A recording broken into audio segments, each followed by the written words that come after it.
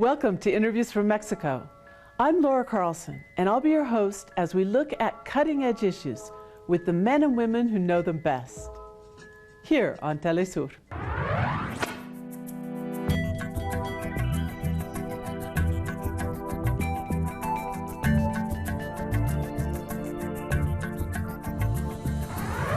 The caravans of migrants coming through Mexico from Central America continue, even as the debate intensifies in Mexico and the United States about what to do about them. Recently, a group of human rights activists from Mexico traveled to the southern border to document firsthand the conditions for migrants in that region. Today, we're very fortunate to have with us here in the studio Quetzalcoatl Fontanot. Quetzalcoatl is a member of the network All Rights for All and also accompanied the delegation that went to the southern border and helped write up the report. Quetzalcoatl, thank you so much for being here with us. Thanks. The first thing I wanted to ask you is your report is titled The Absence of the State and documents a critical condition. Why the absence of the state? Laura, the absence of the state in Tenosique, which is where we were working, can be seen, first of all, in the huge number of problems that migrants face, but also that the people who live there face. In the context of our observation mission that we did, we were able to see that as we were following the two main routes that go from the border to Tenosique, we were able to witness that there was literally no presence of the Mexican state. That's why we say it's a complete absence. It's because, we traveled many dozens of miles to the border itself, and we found no trace of the Mexican state. In what's it, not even security forces, like their army checkpoints? We didn't see any security forces. We found some. We heard that there were some soldiers at installations nearby, but they were even further away. In fact, we decided not to go see them because it was too far away, and we preferred to observe the path of the migrants themselves. So, this absence can be seen in the vulnerability of migrants, but unfortunately, it can also be seen in the conditions of the populations who, for one reason or another, end up divided. Because a part of these populations act with solidarity and welcome migrants. But there is also a significant part of the populations who are corrupted and take advantage of the migrant. On the one hand, in economic terms, for example, a common thing in this region is that they charge a fee. They have pickup trucks, and they charge for the migrants to get a ride, to get a little further on. But it's very common that, after taking their money, they say, "No, we're not giving you a ride." So, on the one hand, there's abuse, which has to do with impunity. But another one of the issues that's been noted by our friends at the 72, that's the organization in Tenosique, a shelter for migrants. Well, let's take a minute to locate Tenosique for the viewers who may not know where that is. So we're talking about the state of Tabasco, about how far from the border with Guatemala? It's about 30, 40 kilometers from the border, more or less. It's very close. So there's this big issue with sexual abuse against women migrants who pass through. And it's really striking because it's like 10, 20 kilometers away from the border. But according to what the 72 shelter has documented, more than 10% of migrants in this short distance have suffered serious human rights violations. Welcome to Mexico. Yes. Yeah. And also, there's a very serious problem of sexual violence against migrants. And this is coming mostly from the population, and authorities, from organized crime, a mixture? It's a mix, I think. One part is from the local population who live there, especially in a few specific towns that we've already identified, which is where most of these cases happen. To a certain extent, They feel, because there's total impunity, the men in this place feel they can abuse any migrant who passes through. So how do you describe the difference between, say, one community that welcomes migrants, because we've seen this, you know, that feeds them, that supports them, and then you go to the next community that might be right next door and you find these rampant abuses? Does it have to do with the attitude of the local authorities there? Yes, well, it has to do with the attitude of the local authorities to the extent that there is complete impunity for all of the violence that migrants face. In fact, the invitation we received to carry out the observation mission from our partners at the 72 shelter resulted from their complete frustration and desperation, because they're constantly experiencing this situation. They attend to any migrant who needs it, and they've seen that there has been a decline in violence against migrants. Not a huge decline, but it had gone down some. Now, what they're telling us is that the attacks on migrants are starting to go up again. And furthermore, according to the patterns that they're seeing, it's not going to get better in the near future. Well, one of the things that they said is when people began to travel in these larger groups, the so-called caravans, as part of the exodus, which is a better name in some ways for the displacement that's going on in Central America, that the point of traveling in these larger groups was to travel in safer conditions. Is this not happening? Are the groups not keeping people safe? Are they getting divided? I mean, why do we see all of a sudden the violence increasing even though the change has come in terms of the numbers? The issue here is that actually Tenasique is one of the places where the old migration dynamic is still at play. So the big caravans aren't passing through Tenasique. And that also causes other kinds of problems. Because one of the features of the caravans was to make these migration processes visible. So people have stopped paying attention to the traditional migration dynamic. We said it ourselves in our press release that you read. We had an incident. It wasn't a serious incident, you know, but it was an incident that, for us, demonstrated the vulnerability people face in a context of the absence of the state. There was actually an attack on the fact-finding mission. Yeah. What happened? We were heading back from we had been right at the border. Well, people call it the border, but in reality, the path just ends and you can't see anything else. The precariousness of it is striking. So, we were heading back. And because it's our work as human rights defenders, we were in a pickup truck. And we started to fill up the pickup truck with people to give them a ride. At one point, someone got in. Someone who didn't exactly look like a migrant to us. But, well, we gave him a ride. And then, a few meters, 500 meters down the road, a person who we had seen there and had said hello to, he came, he caught up to us in another pickup truck, and he blocked our path.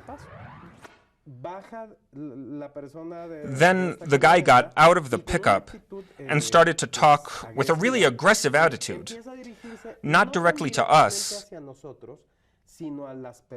but to the people who were riding in the back of the pickup truck. And he started to say that he had done a favor for the man who had seemed strange to us. He started to say, I did you a favor. I offered you a deal. You were going to go pick up some money in a remittance in Tenasique, and instead of charging you 700 pesos, which is what everyone else charges, I was only going to charge you 200, and I didn't charge you, and you're trying to leave already. So a conversation started that we didn't really understand what was going on. And then the other person showed up all of a sudden and gave him the money. He said, okay, no problem. But then The migrant rights defenders who were riding in the back told us that later that what actually happened is that this guy had asked one of the migrants for money with a threatening glance to defuse the situation. The situation got tense, but when this other person came and said, "Okay, it's fine. I'll do you the favor this time." But it was a big surprise for us at first. Did they know who you were? Did they know that you were human rights defenders? Yes, it was clear that we were human rights defenders, and it didn't matter to them. So what it made us think was that, well, if we, a civil society mission with groups from all over the country, and the authorities, because that's what usually prevents attacks, if the authorities know we're here. If this is happening to us, what could happen to... Clear message, we're the ones in charge here. Exactly, and it was really impressive, because in the region, we divided in two groups. The place we went to is the less populated area. It's a place where Father Tomas, who works in the 72, he told us that it's a place where not many people go, precisely because on another occasion, they received direct threats from organized crime there. When we were when we started driving down toward the border, a bunch of motorcycles and pickup trucks began to pass by us. They stopped and turned around. They talked to each other. So there was all this monitoring activity, which was very striking to us. And scary. Yes, of course, because we were all alone. There was no one we could ask for help. Yeah. Well, the southern border of Mexico is kind of a no man's land in that sense, that it's mostly not controlled by authorities, and the passage has been fairly free over the years. And it's this combination of a crackdown on the one hand and then the control of organized crime to traffic people who could no longer pass freely that has caused these huge problems and abuses to migrants that we see lately, it seems. I wanted to go back a little ways and talk to people about the Shelter 72 and Father Tomas, who works there, because this is one of Mexico's most established and most proactive shelters in terms of the defense of human rights. They have been receiving migrants for many, many years and have been telling the government something has to be done about this situation for many, many years as well. What kind of conditions are they facing? Are they also subject to some of these threats and attacks that we're seeing in the region as a whole? Yes, they have been threatened.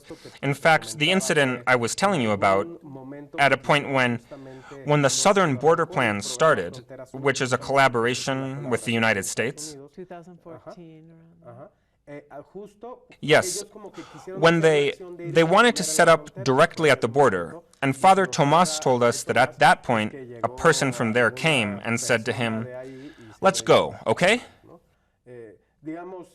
He said it in a way that would make you understand if you are someone who does this work, right? Their codes. So it's clear that the visibility that they have as human rights defenders has helped them and has stopped them from suffering this kind of direct aggressions. But what's certain is that the threats are constant, and the authorities turn the other way as if it's not happening.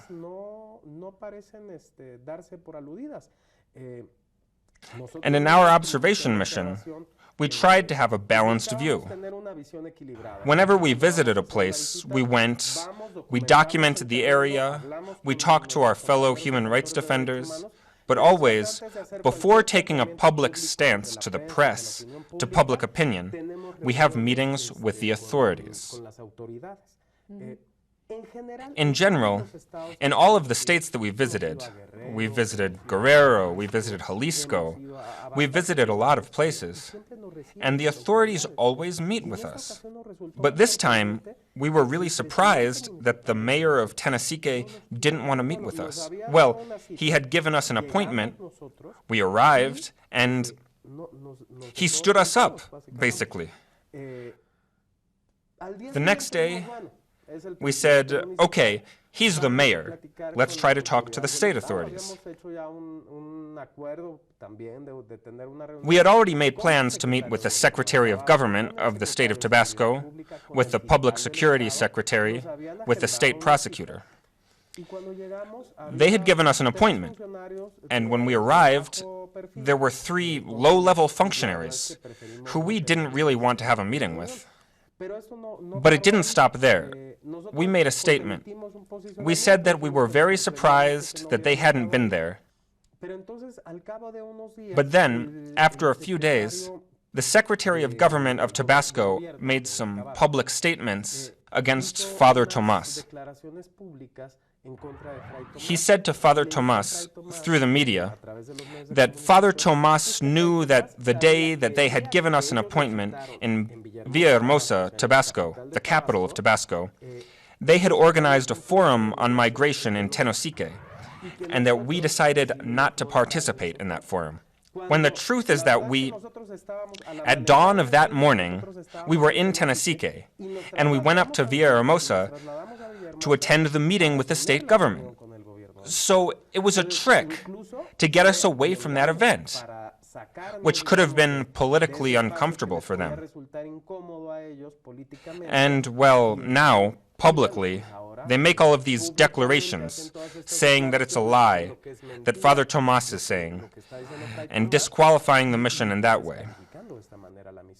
Which puts everyone in a far more dangerous situation. And these are governments of Morena, of the party of Andrés Manuel López Obrador, who has promised a different policy on migration that respects migrant rights and a different relationship with civil society organizations. What explains the gap between, the promises and the reality there? It's kind of hard to understand, of course. I think that the dynamics have changed. Without a doubt, that has happened. Our partners, the sector of migrant human rights defenders, they've said that, for example, in the very concrete case of the Caravans, they've seen different dynamics, a little less aggressive, fewer human rights violations, especially in the first few days.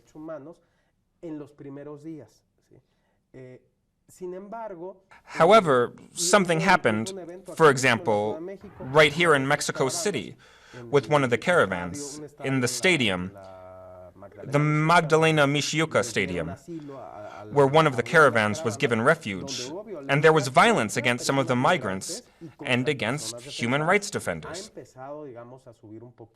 The tension has started to rise again. And, well, we've all witnessed a constant belittling by the president himself, Andrés Manuel López Obrador, of civil society as a whole. In his morning press conferences, it's gone down a little now, but in the last weeks, almost every day, there was constant criticism. We think that our work is there. We've always worked with the people. We've always accompanied people who are victims of human rights violations. And our contact with the state basically consists of making demands, of demanding the rights that the state is obligated to guarantee the population in general, no matter their legal or migratory status. We have no other choice than to keep working. But honestly, we hope that this is just a bad moment in this government, and that this isn't how they will behave for the whole term, because if it is, it's going to be a long 6 years. Because one would think, naturally, that the civil society organizations that have been working in defense of human rights have been working to attend even to the basic needs of migrants that are coming up, which in some ways should be an obligation of the state, would be the natural allies in a government that has committed itself to improving in these areas. You mentioned in your report, in fact, that the civil society organizations that you saw working in this region of Tenosique and Tabasco were playing a fundamental role. Can you describe that role for us? The role there, that we had there? In addition to what you are doing, as human rights defenders who come in from outside and document that on a daily basis that there's a number of community organizations that are working as well. Yes, well, first, I should say that the sector of migrant human rights defenders is one of the most active and creative areas in Mexican civil society. There are different levels, I'd say, because the organizations that work on a national level, that are more institutionalized, that have a lot of resources, and a high level of professionalization, on that level, they're building networks and offering alternative proposals and serious critiques of public policies. I'm going to interrupt you just briefly because it turns out we're at the end of the program. What should be done? What are some of those recommendations to resolve this critical human rights crisis on the border? I think that the main recommendation is to work together with civil society. The main recommendation is to support the processes that are already taking place. The day after we got back from our observation mission to Mexico City, we got a message from our partners that they had just attended to another woman who had been raped in the same place where we had just been, and the woman's partner had his hand cut with a machete for trying to help her. So, that seems like a very clear message to us from the people who have power in the region. So, what can the state do? Pay attention to those crimes. Our partners at the 72, our partners in the different organizations, they're presenting evidence, testimonies, and information about the specific tendencies of what's happening on the ground. So, the state has resources. It can use them, or it can close its eyes. And there's a huge backlog of cases filed about abuses that just keep accumulating without being resolved. It's another one of the points that is very important in the report itself. Well, there's the challenge. Thanks so much for being with us. It's been very informative, and we hope to have you back soon because this problem is not going to go away, unfortunately. Thanks so much. Thanks a lot, Laura. And thank you. We'll be back next week on Interviews from Mexico.